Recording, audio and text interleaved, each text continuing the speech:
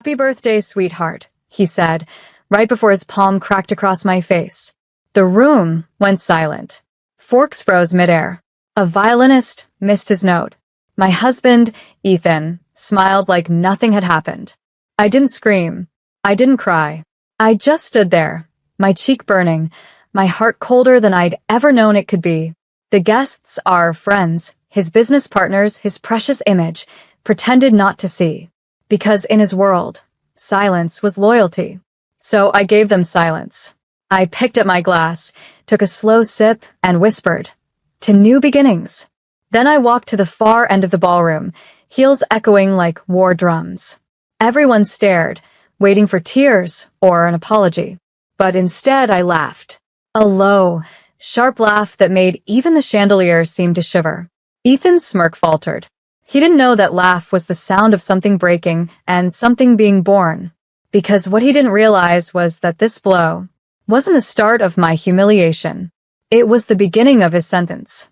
"My name is Lena Carter. I'm 32, and that night, under the glare of chandeliers and cameras, I made a promise to myself. Never again would I beg to be seen. Never again would I let his power define my silence." I looked around that glittering hall, the lies, the people, the golden cage he built for me, and I thought, how poetic that the man who tried to break me did it on camera. The world would see what I saw. Not tonight. Not yet. But soon. And when the truth came out, Ethan Carter would wish that slap had been the last thing the world ever remembered about him. The next morning, sunlight cut through the curtains like knives. My cheeks still ached, faint fingerprints ghosting my skin. Ethan slept soundly beside me, like a man who believed the world still belonged to him. Downstairs, the staff avoided my eyes. They'd all seen it. But in this house, silence was currency. You kept your job by pretending not to notice the bruises on your boss's wife.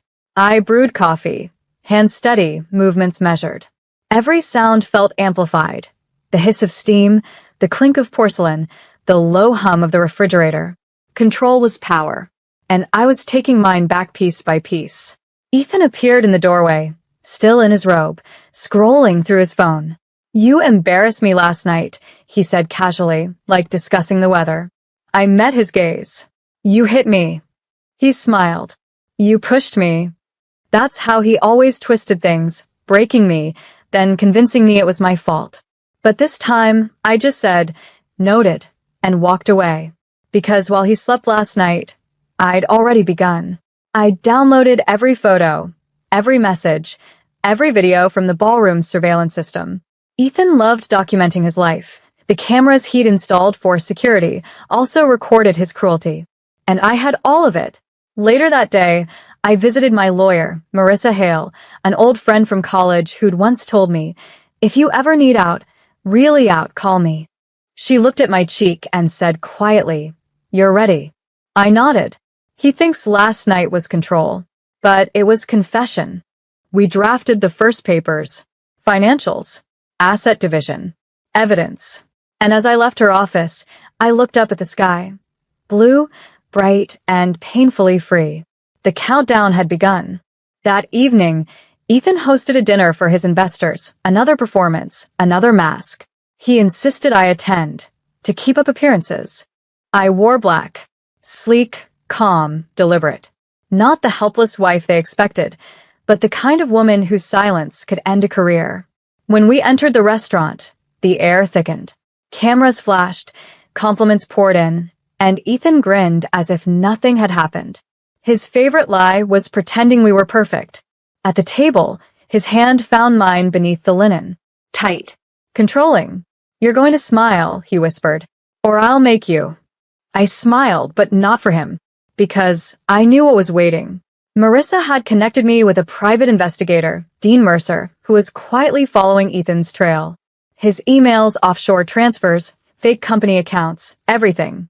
And tonight, while Ethan played the charming husband, Dean was downloading files from his office computer. Halfway through dinner, Ethan raised a toast.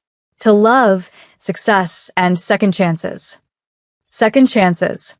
For a man who'd never given one to anyone. When the wine hit my tongue, I looked across the table and saw his reflection in the glass, smug, careless, untouchable. And that's when I realized the irony. He'd built an empire on appearances, but he didn't notice the cracks. He didn't notice that I wasn't shaking anymore. He didn't notice that I'd already moved his passwords, copied his files, and emptied my share into a private account under my name. When dessert arrived, I stood up and leaned close to his ear. "Enjoy your meal," I whispered. "It might be your last peaceful one." He frowned, confused, as I smiled for the cameras. That was the night his empire quietly began to fall. 2 days later, Ethan's mask started to crack. He came home early, jaw tight, eyes blazing. "Did you move the money from our joint account?" he demanded. I didn't look up from my laptop. "No." I moved mine. He laughed, short, sharp, cruel. "You think you can play games with me?" I shut the screen, stood up slowly. "No, Ethan. I think I just stopped playing yours." His voice dropped to a whisper, the dangerous kind. "You forget who you're talking to." I tilted my head. "The man who hits his wife in front of 100 people?" For the first time, he went pale, because he knew I had proof. He tried to smile it off, to regain control. "You wouldn't dare. It'd ruin you too." I took a step closer. "No, Ethan. It would free me." That night, I sent Marissa the edited footage, a clean, undeniable clip of the moment his hand struck my face. She sent back a message. "This changes everything." By morning, Ethan's world began to tilt. His PR team called, his investors backed out of meetings, and whispers started spreading through the press about a domestic altercation. He stormed into my studio, slamming the door. "You think this will hurt me? You're nothing without my name." I smiled. The same calm, dangerous smile from that night. "Then let's see how far your name goes without your reputation." He grabbed my wrist, but this time I didn't flinch. I just said, "Touch me again, and I'll make sure that video is the first thing people see when they search your name." He froze. For the first time in years, he looked scared. And that was the moment I knew his downfall had officially begun. By the end of that week, Ethan's phone wouldn't stop buzzing. His investors had seen the clip. His PR manager quit. And his company's board requested an emergency meeting, the kind that usually ends with security escorting you out. I didn't release the full footage yet, just enough to let the cracks show. Every time he passed me in the house, his eyes burned with panic disguised as anger. He'd mutter, "You've ruined everything," under his breath, pacing the marble floors like a trapped predator. But I stayed calm, cooking my breakfast, answering work emails, humming to myself.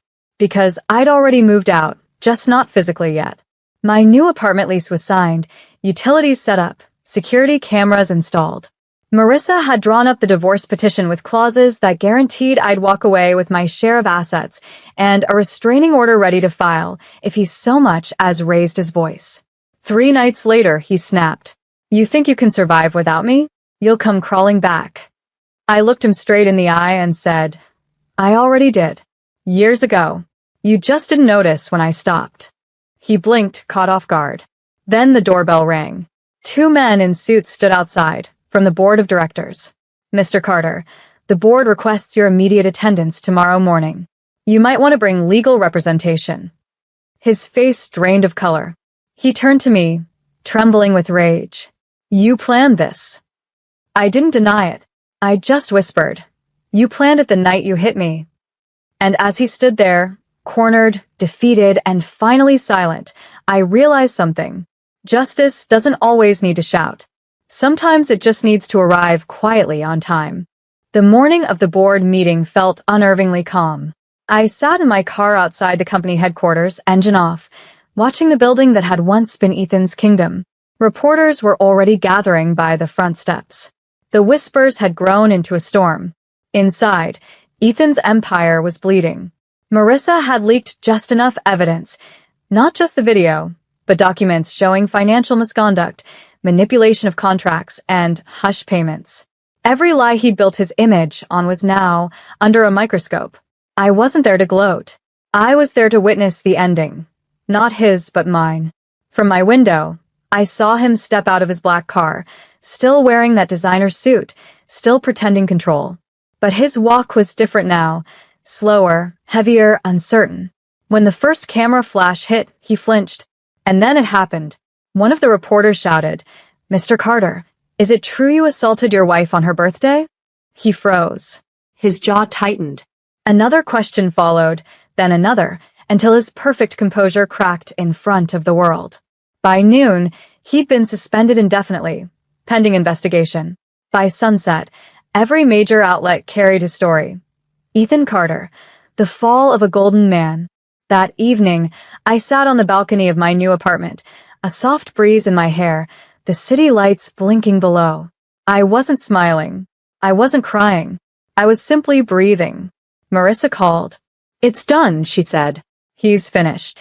I nodded, staring at the skyline. "Then let's finish the paperwork tomorrow." When I hung up, I opened my phone. No missed calls, no threats, no apologies. Just peace.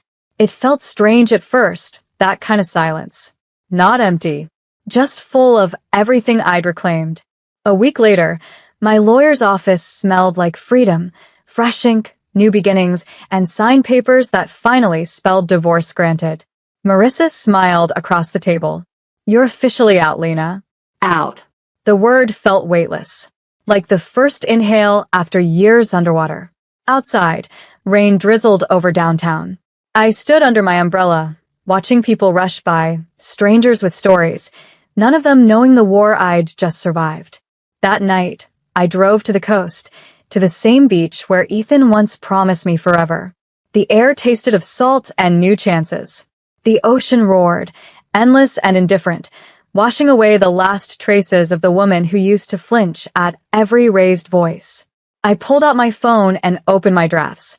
The video, the full one, sat there untouched.